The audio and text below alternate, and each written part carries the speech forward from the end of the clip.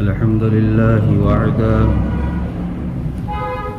والصلاة والسلام على من لا نبي بعده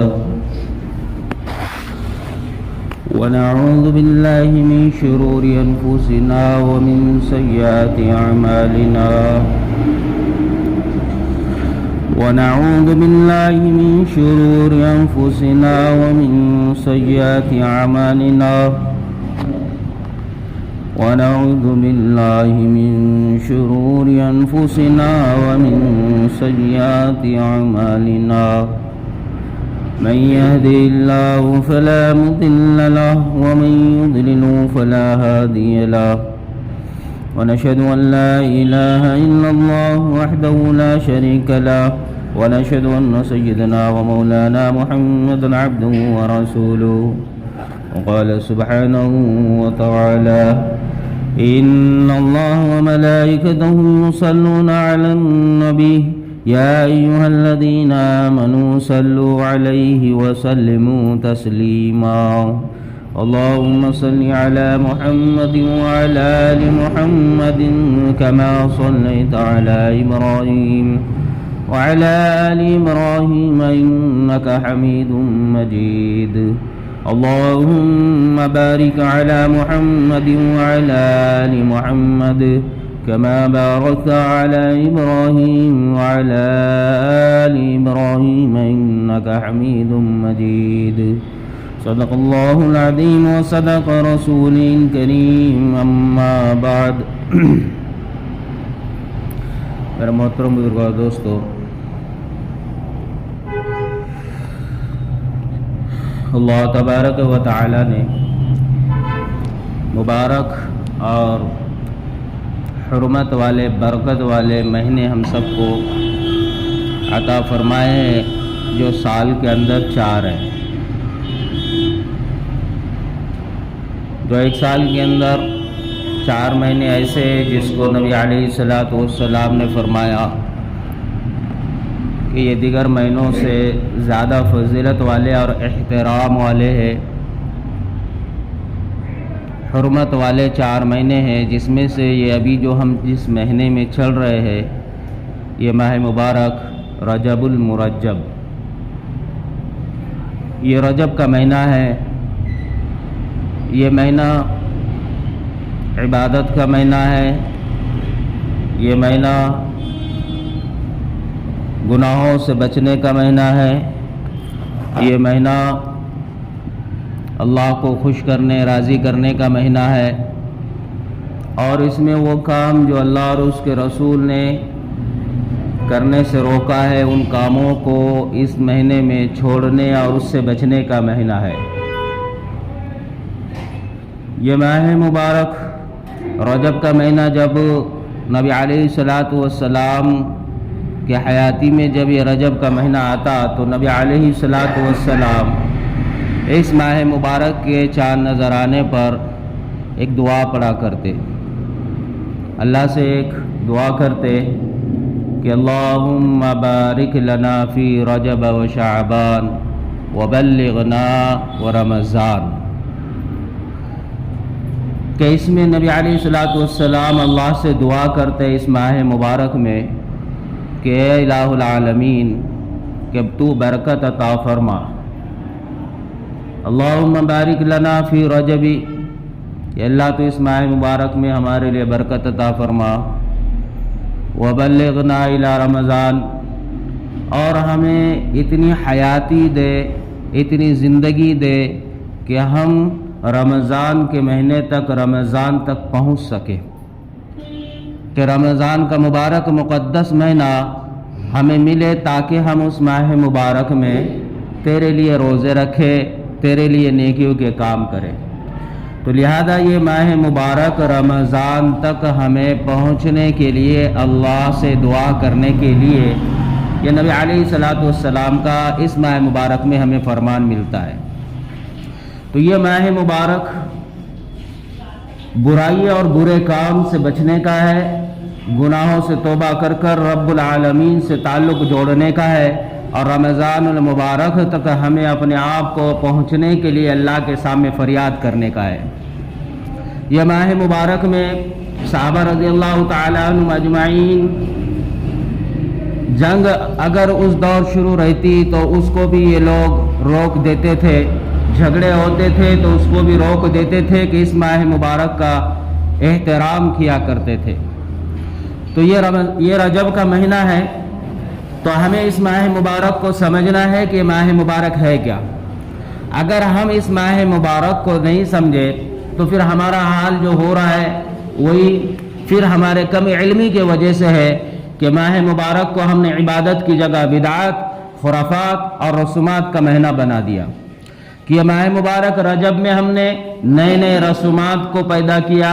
نئے نئے خرافات کو پیدا کیا، نئی نئی بدعاتیں جو نبی علیہ السلام نے نہ بتلائی، نہ کہیں کوئی حدیثوں میں، نہ کتابوں میں کہیں اس کا کوئی ذکر آتا ہے کہ اس ماہ مبارک کو ہم نے الگ الگ طرز سے، الگ الگ سوچ سے، اپنے اپنے علم سے، اپنی عقل سے منانا شروع کیا، اور اس میں پھر ہم نے اس کو دین سمجھا، عبادت سمجھا، نیک کام سمجھا، تو اس کو ہم فخر کے ساتھ کرتے ہیں۔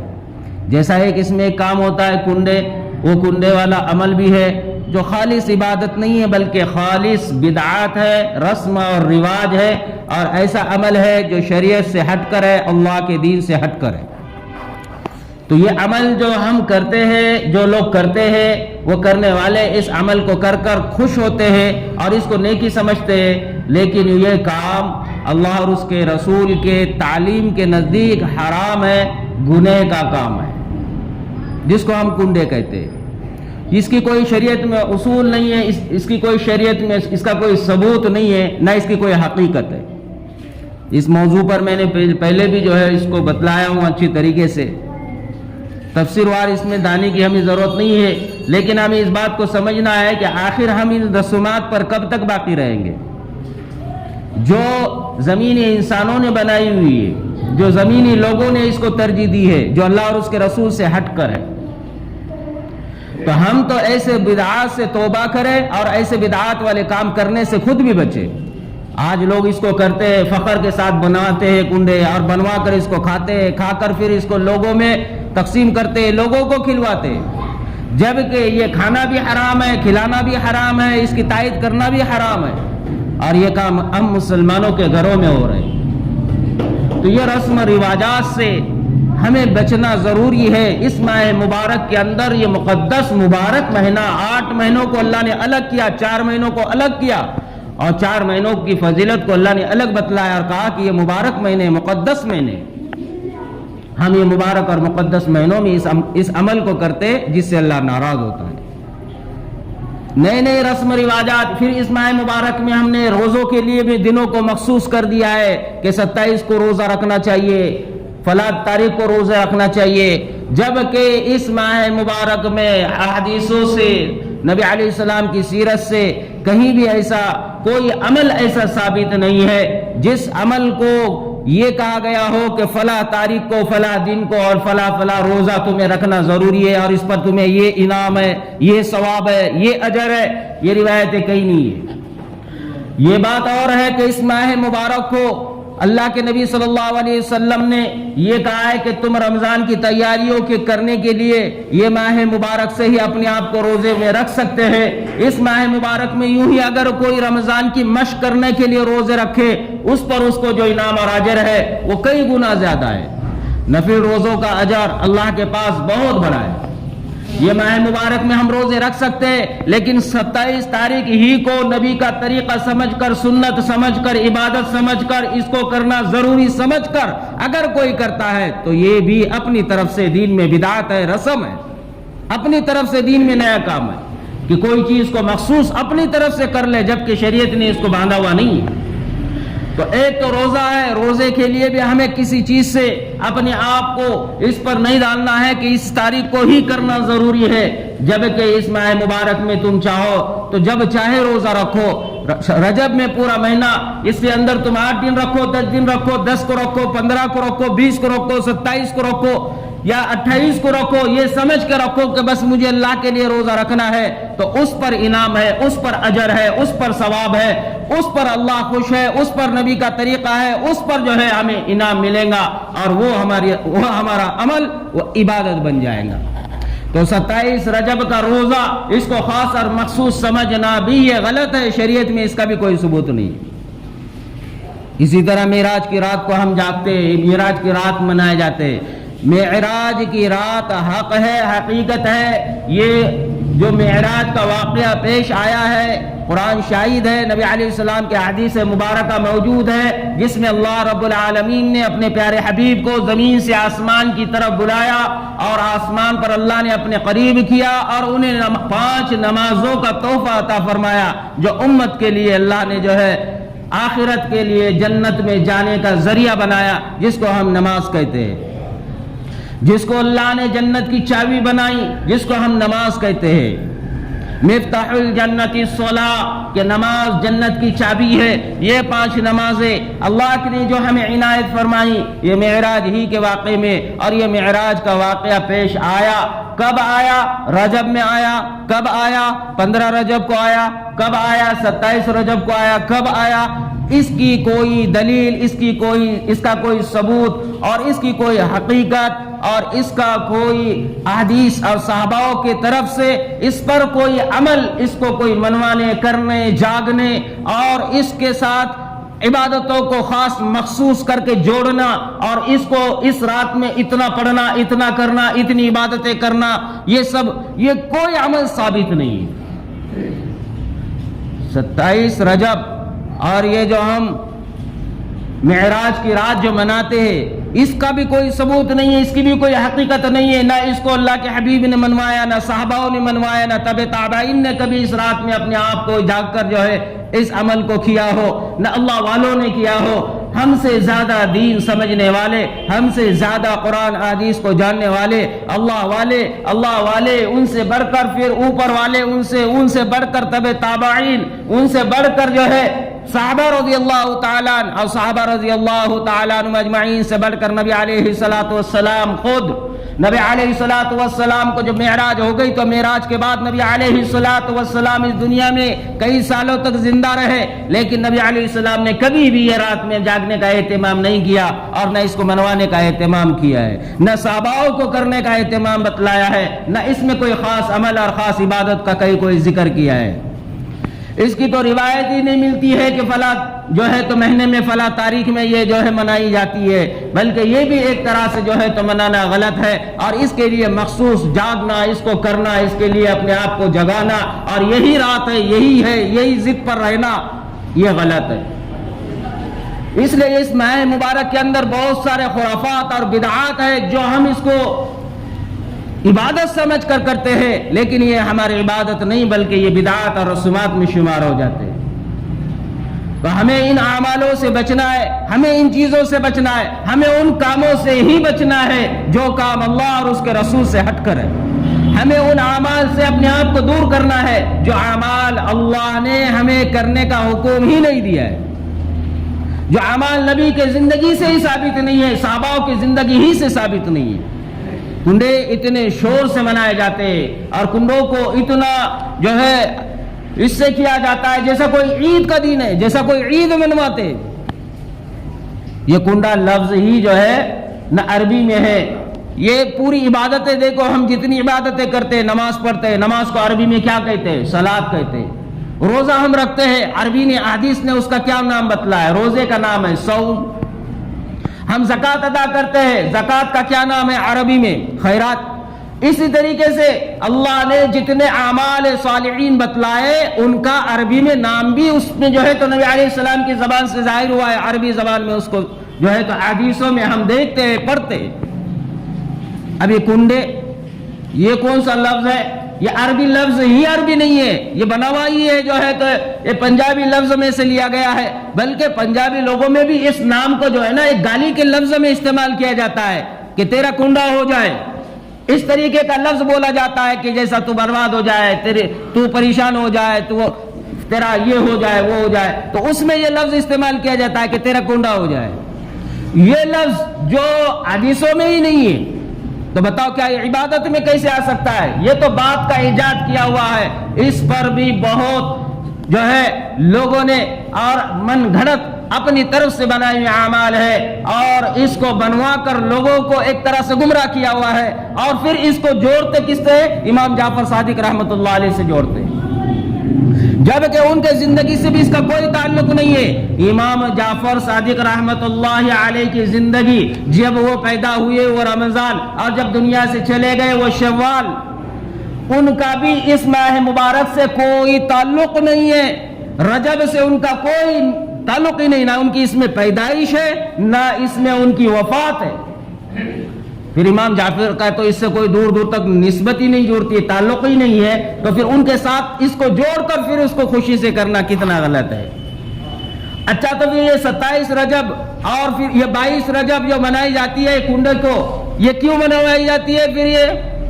اس کے پیچھے ایک بہت بڑا فلسفہ ہے، اس کے پیچھے ایک بہت بڑی دشمنی ہے، اس کے پیچھے ایک اسلام کے لیے بہت بڑی جو ہے تو نفرت ہے، بغض ہے اسلام اور اللہ والے کے لیے، اور اللہ کے پیارے حبیب صلی اللہ علیہ وسلم کے صحابوں کے لیے اس کے اندر ایک بہت گہری سازش ہے، چال ہے، دشمنی ہے، حسد ہے۔ یہ 22 رجب کا جو واقعہ گھڑا ہے، جو حادثہ گھڑا ہے، جو حالات زمین پر ہوئے ہیں، وہ صرف اور صرف سب سے بڑا تاریخ کا ایک واقعہ گھڑا ہے، ایک تاریخ کا واقعہ ہوا ہے، اور وہ کیا تھا؟ یہ 22 رجب کو حضرت امیر معاویہ رضی اللہ تعالی عنہ کے وفات کا دن ہے۔ حضرت امیر معاویہ رضی اللہ تعالی عنہ اس 22 رجب کو اس دنیا سے جو ہے تو فانی دنیا سے اللہ کے پاس، وہ اپنے آپ کو اس دنیا سے اللہ نے انہیں دنیا سے اٹھا لیا اور ان کی وفات ہو گئی۔ یہ 22 رجب کا یہ جو ہے سب سے بڑا حادثہ ہے اس دور کا۔ تو بتاؤ کہ یہ 22 رجب حضرت امیر معاویہ کے جانے پر پھر یہ عمل کیوں وجود میں آیا؟ اس کی وجہ یہ ہے کہ شیعہ لوگ، رافضی لوگ، یہ رافضی لوگ، یہ ایسے لوگ جو حضرت امیر معاویہ کے لیے اپنے دلوں میں بغض رکھتے ہیں، دشمنی رکھتے ہیں، اور پھر ان کے لیے حسد رکھتے ہیں اور ان کے خلاف اپنے آپ کو چلاتے ہیں، یہ ان لوگوں نے حضرت امیر معاویہ کے اس دنیا سے جانے پر انہوں نے یہ عید منائی تھی، اور یہ عید ان کی ہمت اتنی نہیں تھی کیونکہ اسلامی حکومت تھی کہ یہ کھل کر جو ہے تو عید منائے، بلکہ انہوں نے ایک ترتیب اور تدبیر بنائی کہ اس کو انہوں نے رات میں منانے کا پلان کیا۔ یہ تدبیر بنائی کہ انہوں نے رات کے اندر اس عمل کو کیا، کھیر بنائی، پوریا بنائی، میٹھے کھانے بنائے، حلوے بنائے، طرح طرح کی جو ہے تو کھانے پکوائے، اور پھر رات کے اندر پھر گھر کے ایک کونے کو مخصوص کیا، پھر اس کو پردوں سے سجایا، پورا اس کو پردے سے اور اس کو بند کر دیا، دروازے بند کر دیے، پھر اندر بیٹھ کر خود بھی کھائے، دوسروں کو بھی کھلائے۔ کیونکہ کوئی باہر والے نہ دیکھ سکے، کسی باہر والوں کو پتہ نہ چلے کہ یہاں پر عید منائی جا رہی، یہاں پر خوشی منائی جا رہی، یہاں پر جشن منایا جا رہا امیر معاویہ رضی اللہ تعالیٰ عنہ کے انتقال پر۔ کیونکہ امیر معاویہ رضی اللہ تعالیٰ عنہ کا جب انتقال ہوا اس وقت میں اسلامی حکومت تھی، سب طرف اسلام ہی کا چرچار بول بال تھا، تو اس وقت میں کسی کی ہمت نہیں تھی کہ دین کے خلاف کوئی کام کرے، تو یہ شیعہ لوگوں نے اور یہ رافضیوں نے یہ گھروں کے اندر بیٹھ کر، پردوں کے اندر چھپ کر یہ بنوا کر خود بھی کھایا اور دوسروں کو بھی کھلائے، اور جشن منایا کہ ایک امیر معاویہ جو تھے جس کو ہم دشمن سمجھتے تھے آج وہ دنیا سے گئے۔ یہی سلسلہ چلتے رہا اور پھر درد ان لوگوں نے اس کو جو ہے دھیرے دھیرے راتوں کے اندر منواتے جب لوگوں کے دلوں میں سے اسلام کم ہو گیا، لوگوں کے ذہنوں سے اسلام کی تاریخ مٹتے گئی، پھر انہوں نے رات سے دھیرے دھیرے پھر اب اس کو صبح میں لے کر آئے۔ آج کے دور میں یہ صبح میں منایا جاتا ہے، دن کی روشنی میں منایا جاتا ہے، یہ ایک جشن ہے، یہ خوشی ہے، یہ اعلان ہے کہ امیر معاویہ جو دنیا سے گئے ہم اس پر خوش ہیں اور جشن منا رہے ہیں۔ امیر معاویہ رضی اللہ تعالیٰ عنہ کے بغض میں یہ کیا ہوا عمل، شیعہ اور رافضیوں نے کیا ہوا یہ عمل، یہ اس کے ساتھ یہ جوڑا گیا ہے، اور پھر یہ پورے امت کو اس کام کے اندر لگایا، اور ہمیں پتہ ہی نہیں ہے، کرنا ہے بول کر ہم کر لیتے، فلا فلا ڈر، فلا فلا خوف، فلا فلا کہانیاں، فلا فلا جز لوگ ہم کو بتلاتے، یہ نہ کریں گے تو یہ ہو جائے گا، یہ نہیں کریں گے تو یہ ہو جائے گا، اگر یہ نہیں کیا تو برباد، روزی برباد، گھر تباہ، اولاد کے لیے یہ پریشانیاں، کاروبار کے لیے نقصان ہے, جانور مر جائیں گے, پتہ نہیں من گھڑت چیزیں بتا کر ایک عام انسان, ایک کم علم والا انسان جس کو دین کی سمجھ نہیں ہے, ایک عام انسان جو اپنی زندگی جی رہا ہے اپنے مقصد کے لیے, ایسے انسان کو کنفیوز کر پریشان کر ڈر ڈال کر, ڈرا کر, دھمکا کر, پریشر ڈال کر اس کو یہ بتلایا جاتا ہے کہ دیکھ تو یہ کر ورنہ تو یہ ہو جائے گا. وہ بیچارہ مرتا نہ کیا کرتا, وہ کہتا کون سا ایسا برا کام ہے, چلو پہلے سے ہمارے بابا اجداد بھی کرتے آ رہے ہیں, بس وہ بھی اس کام کے اندر لگ جاتا ہے اور وہ بھی اس کے اندر خوب مال خرچ کرتا ہے اور اپنے گھروں کے اندر یہ جشن مناتے. یہ صحاباؤں کی دشمنی دلوں میں رکھنے والوں کا کام ہے, اور جن کے دلوں میں صحابہ کی دشمنی ہے, بغض ہے, حسد ہے, ایسے لوگوں کے لیے اللہ نے کہا کہ میں نے ان کے لیے فی النار جہنم بنائی ہے. تو میرے بھائیوں ہم سوچیں ہم کون سے اعمال کر رہے ہیں اس ماہ مبارک کے اندر. صحابہ رضی اللہ تعالیٰ عنہ اجمعین نے دین کو مقصد بنایا, نبی کو مقصد بنایا, نبی نے جو کہا وہی کیا, دین کے لیے اپنے آپ کو آگے رکھا, نہ کہ صحابہ رضی اللہ تعالیٰ عنہ اجمعین نے کبھی نبی علیہ السلام کے خلاف کوئی کام کیا. جیسا نبی نے کہا ویسے اپنے زندگیوں کو لے کر چلے. حالات نہیں تھے, دقتیں تھی, پریشانیاں تھی, کھانے پینے کے لیے نہیں تھے, ساز و سامان نہیں تھا. نبی علیہ السلام نے کہا کہ فلاں کام کرنا ہے, صحابہ نے کہا کہ لبیک ہم حاضر ہیں. نبی علیہ السلام نے کہا کہ کوئی جو ہے مہمان ہمارے شہر میں آیا ہوا ہے, آج اسے کون کھلائیں گا. صحابہ کے گھر میں نہ ہونے کے باوجود صحابہ کہتے کہ لبیک ہم کھلائیں گے.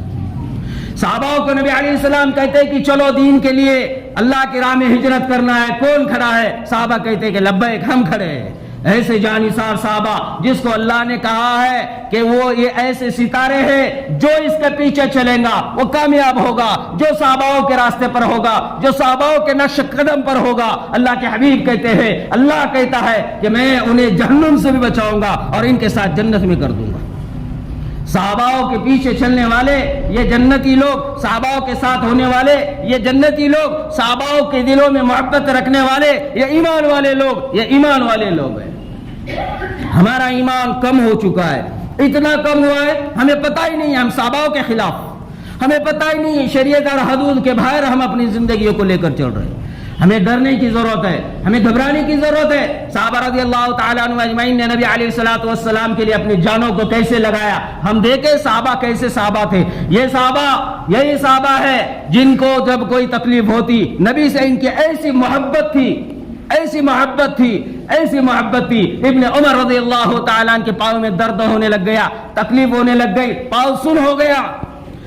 پاؤں سن ہو گیا تو کسی نے کہا کہ تمہیں جس سے زیادہ محبت ہے تم ان کا نام لے لو, ہو سکتا ہے اس سے تمہاری محبت جو ہے اس نام سے تمہارا درد اور تمہاری تکلیف کم ہو جائے.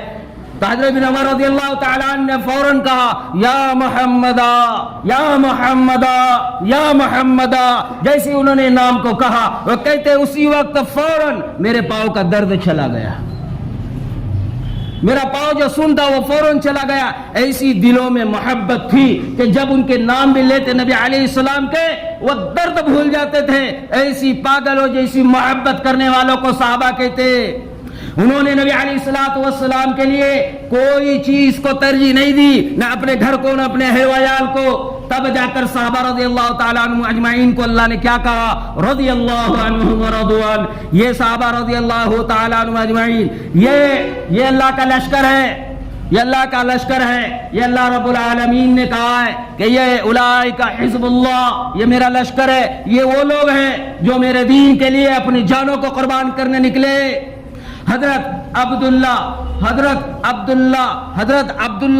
ابن خیثمہ رضی اللہ تعالی عنہ اجمعین, ان کی نکاح ہو گیا تھا, دو بیویاں تھی, ایسی خوبصورت اور ایسے حسین بیویاں تھی, دو بیویاں تھی. اب یہ دونوں بیویوں نے پلان کیا آج اگر ہمارے شوہر گھر آئیں گے ہم ان کے لیے گھر کو سجائیں گے, آج جو ہے ہمارے شوہر گھر آئیں گے ہم ان کے لیے اچھے اچھے پکوان پکوائیں گے, کھانے کی ہر وہ شے اور ہر نعمت جو ہے تو دسترخوان پر لگائیں گے. دونوں نے تیاری کی, اچھے اچھے جو ہے تو پکوان پکوائے, گھر کو خوبصورت اور مزین کیا, گھر کو خوبصورت اور حسین بنایا, بستروں کو سجایا. لہذا اپنے شوہر کو ہر ممکن کوشش یہ تھی کہ راضی کر لیں گے اور تاکہ پھر وہ ہمارے ساتھ میں اپنا وقت گزارے گے۔ حضرت عبداللہ ابن خیثمہ رضی اللہ تعالیٰ عنہ گھر میں داخل ہوتے ہیں، دیکھتے ہیں گھر میں داخل ہو کر بہترین پکوان ہے، گھر خوبصورت اور حسین بنا ہوا ہے۔ اس دوران جب دسترخوان پہ نظر پڑتی ہے، دیکھتے ہیں اچھے اچھے پکوان اور رنگ برنگ اور لذیذ کھانوں سے لبریز ہے۔ اس کو دیکھ کر تھوڑے دیر کے لیے پھر خاموش ہو جاتے ہیں۔ ان کی بیوی کہتی ہے کہ کیا ہوا، کیا سوچنے لگ گئے؟ تو وہ کہتے ہیں کہ میرے دل میں ابھی ابھی یہ خیال آیا، محمد رسول اللہ، محمد رسول اللہ، محمد رسول اللہ صلی اللہ علیہ وسلم جو غزوہ تبوک کے لیے انہوں نے اپنے آپ کو اپنے گھر سے نکالا، اپنے آپ کو اپنے صحابہ کے ساتھ غزوہ تبوک میں جو ہے تو اپنے آپ کو لے کر چلے گئے، تپتی ہوئی دھوپ کے اندر اور بھوک اور پیاس کی حالت کے اندر، جبکہ نبی علیہ الصلوۃ والسلام کو اللہ نے ان کے اگلے بھی گناہ معاف کر دیے، ان کے پچھلے بھی گناہ معاف کر دیے، اللہ نے انہیں پاک کیا ہوا ہے، پھر بھی وہ اللہ کے لیے انہوں نے اپنے آپ کو اپنے گھر سے، اپنے بیویوں سے، اپنے سب نعمتوں سے نکال کر، ساری چیزوں سے نکل کر خود نبی علیہ السلام غزوہ تبوک میں خود موجود ہے صحاباؤں کے ساتھ، اور میں عبداللہ یہ کیا مجال میری کہ میں یہ لذیذ کھانے کھاؤں، کیا مجال میری کہ میں ان نعمتیں اور ان گھر اور بیویوں کے بیچ میں رہوں؟ یہ سوچنے لگ گئے اور انہوں نے کہا اللہ کی قسم، اللہ کی قسم، میں اب اس وقت تک یہاں پر بالکل نہ ٹھہروں گا جب تک کہ نبی علیہ الصلوۃ والسلام اور صحابہ کے ساتھ غزوہ تبوک میں اللہ کے دین کے لیے، اللہ کے کام کے لیے، اللہ کے دین کو آگے بڑھانے کے لیے، نبی علیہ الصلوۃ والسلام کا ساتھ دینے کے لیے، لائے ہوئے زمین پر اللہ کا اسلام اس کو پھیلانے کے لیے، میں جب تک اپنے آپ کو اس گھر سے اور بیوی سے دور نہ لے جاؤ تب تک نہ میں بیوی سے بات کروں گا، نہ میں کھانا کھاؤں گا، نہ میں خوشی مناؤں گا۔ انہوں نے اپنے آپ سے قسم کھائی کہ میں وہاں جاؤں تب تک جو ہے بیوی سے بات بھی نہ کروں گا، اپنے آپ کو جو ہے تو وہیں سے ٹن مار دیا اور گھر سے باہر نکلنے لگ گئے۔ دونوں بیویاں سامنے آئی اور کہا کہ عبداللہ کیا ہوا، کیا کھانے پسند نہیں آئے، گھر کی خوبصورتی پسند نہیں آئی، کیا یہ نظارے تمہیں پسند نہیں آئے، کھا کر تو جاؤ، بات تو کرو۔ حضرت عبداللہ نے بات نہیں کی، ان کی طرف دیکھا بھی نہیں، وہ بیویاں منتیں اور سمجھتے کرتے رہی اور کہا کہ بات تو کرو ہم سے، بات تو کرو ہم سے، لیکن انہوں نے بات تک نہیں کی کیونکہ نبی علیہ السلام وہاں اکیلے ہیں، نبی علیہ السلام وہاں تپتی ہوئی دھوپ میں ہے، نبی علیہ السلام غزوہ تبوک میں ہے۔ اپنے آپ کو انہوں نے کہا میں تو گنہگار ہوں، خطا کار ہوں، میں تو انسان ہوں، میرا تو کوئی ثبوت بھی نہیں ہے کہ میں مغفرت میری ہوگی یا نہیں ہوگی، جبکہ نبی وہ ہے جس کا کوئی گناہ نہیں، وہ دین کے لیے آگے اور میں گنہگار پیچھے گھر میں لذتیں ماروں۔ وہ کہہ کر انہوں نے اپنے آپ کو نکالا، بیوی سے کوئی بات نہیں کی، سواری پر سوار ہو گئے، فوراً اپنے آپ کو تبوک کی طرف لے گئے۔ جب نبی علیہ الصلوۃ والسلام کے صحابہ نے دیکھا کوئی سواری پر آ رہا ہے، فوراً کہا یا رسول اللہ کوئی ایک گھوڑ سوار سواری پر ہماری طرف آ رہا ہے۔ نبی علیہ السلام نے اسی وقت کہا آنے دو، آنے دو، یہ کوئی اور نہیں ہے، یہ عبداللہ ابن خیثمہ ہے، آنے دو۔ جب وہ قریب آئے دیکھا نبی علیہ الصلوۃ والسلام نے جو کہا تھا وہی صحابی ہے جو حضرت عبداللہ ابن خیثمہ تھے۔ وہ قریب آئے، نبی علیہ الصلوۃ والسلام کے قریب آئے تو سلام کیا، نبی علیہ الصلوۃ والسلام نے مسکرایا اور جواب دیا، اور پھر نبی علیہ السلام نے کہا کہ عبداللہ تم نے بہت بہترین سودا کیا ہے اللہ سے، آج تم نے اپنے آپ کو اپنے گھر سے، اپنی نعمتوں سے، اپنی لذتوں سے، اپنی بیویوں سے، اپنی حلال چیزوں سے تم نے اپنے آپ کو روکا، ان سب نعمتوں کو پیچھے چھوڑا، اور وہ فانی نعمتیں، ختم ہونے والی فنا اشیاء، وہ نعمتیں جو سب کچھ زمین پر تباہ ہونے والی، چھوٹنے والی، مٹنے والی، ختم ہونے والی، ان نعمتوں کو تم نے چھوڑا۔ یہ آج جو تم نے سودا کیا ان کو چھوڑا، آخرت اس کو جو باقی رکھنے والی ہے، عمل یہ جو باقی رہنے والا ہے، اور یہ کام جو اللہ کو پسند آنے والا ہے، اور یہ عمل جس کے لیے تم نے اپنے آپ کو نکالا جو تمہیں جنت میں لے جانے والا ہے، تم نے اس کو ترجیح دی کہ عبداللہ مبارک ہو، تم نے فانی کو چھوڑ دیا اور باقی چیز کو اپنے آپ پر اس کو ترجیح دے دی۔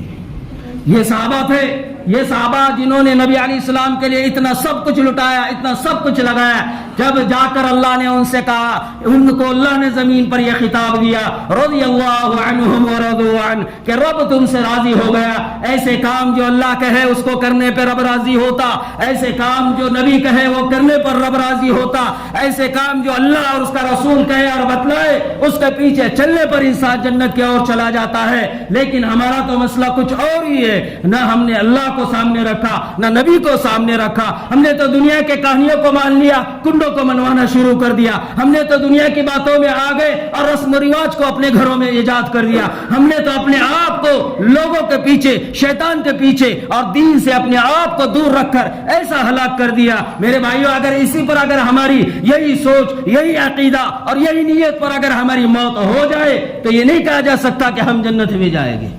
کیونکہ یہ شریعت حد ہے نہیں, یہ حدود اللہ ہے نہیں, یہ اللہ کی حد نہیں ہے. وَتِلْكَ حُدُودُ اللَّهِ, حد کے اندر اللہ کے نبی کہتے ہیں کہ اپنے زندگیوں کو گزارو, اور حد یہ ہے کہ نبی کا طرز جہاں تک ہے وہیں تک چلو, اس سے آگے اور اس سے اپنے آپ کو باہر نہ نکالو. یہ نبی علیہ الصلوۃ والسلام, یہ صحابہ رضی اللہ تعالیٰ عنہ اجمعین, حضرت ابو ذر غفاری رضی اللہ تعالیٰ عنہ اجمعین, ان کی تو حالت بھی نہیں تھی دین کے لیے اپنے آپ کو آگے لگانا. وہ تو اپنے آپ کو اللہ کے لیے, اپنے آپ کو گھر سے بھی نکالنے کے لیے تیار نہیں, کیونکہ ان کے پاس سواری نہیں ہے جو ان کو لے جا سکے.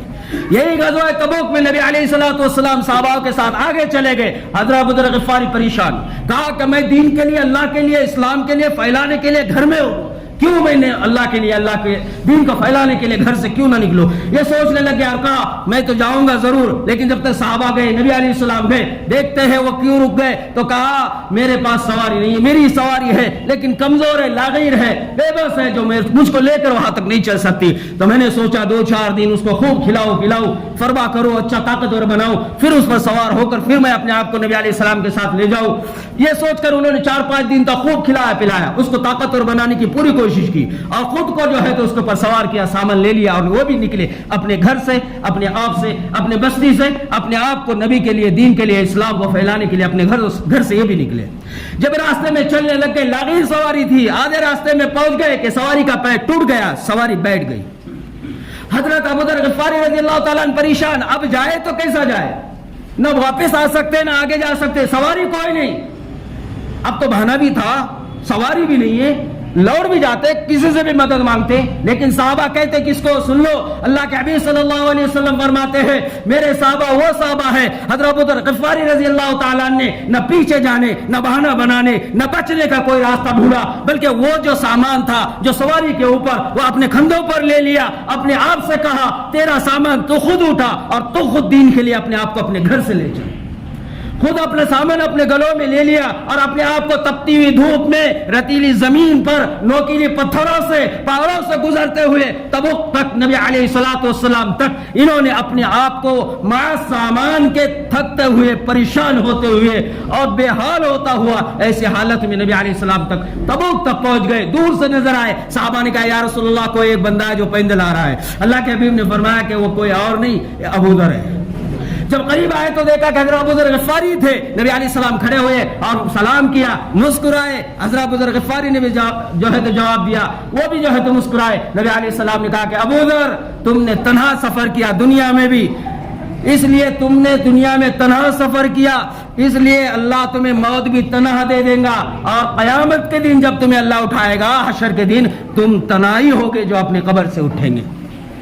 حضرت ابن مسعود رضی اللہ تعالیٰ عنہ کہتے ہیں کہ انتقال کا ان کا وقت تھا جب میں ان کے قریب تھا, بستی سے دور, لوگوں سے دور, اکیلے تنہا رہا کرتے تھے ایک جگہ پر. یہ تنہا انہوں نے موت کے وقت اپنے آپ کو اس دنیا سے لے کر چلے گئے. تنہا تھے اس وقت ان کی موت ہوئی, ان کے پاس کوئی نہیں تھا. حضرت ابو ذر غفار رضی اللہ تعالیٰ عنہ کا جب یہ حال دیکھا, حضرت ابن مسعود رضی اللہ تعالیٰ عنہ نے, انہوں نے کہا واللہ, اللہ کی قسم, نبی علیہ السلام نے کہا تھا کہ ابو ذر تو نے دنیا میں تنہا سفر کیا ہے, تنہا دنیا سے جائے گا اور تنہا قبر سے اٹھے گا. 2 چیزیں تو میں نے میرے آنکھوں سے دیکھی ہے کہ وہ تنہا سفر کیا انہوں نے تبوک کا دین کے لیے, اور اپنی دنیا سے جب جانے لگ گئے تو تنہا اور اکیلے ویرانے میں ہے. اور تیسرا بھی عنقریب مجھے یقین ہے جو نبی نے کہا ہے وہ سچ ہو کر رہے گا. تو میرے بھائیوں یہ صحابہ ہے, اس لیے ہمیں چاہیے ہم صحاباؤں کے پیچھے چلے. یہ خرافات, یہ رسومات, یہ بدعات, یہ بے دینی, یہ سب تباہی ہے, بربادی ہے, جہنم ہے, شیطان کا جال ہے. اس کو ہم سمجھے, عقل سے سمجھے, دماغ سے سمجھے, علم سے سمجھے, کہیں پر جا کر سمجھے, خود سے سمجھے,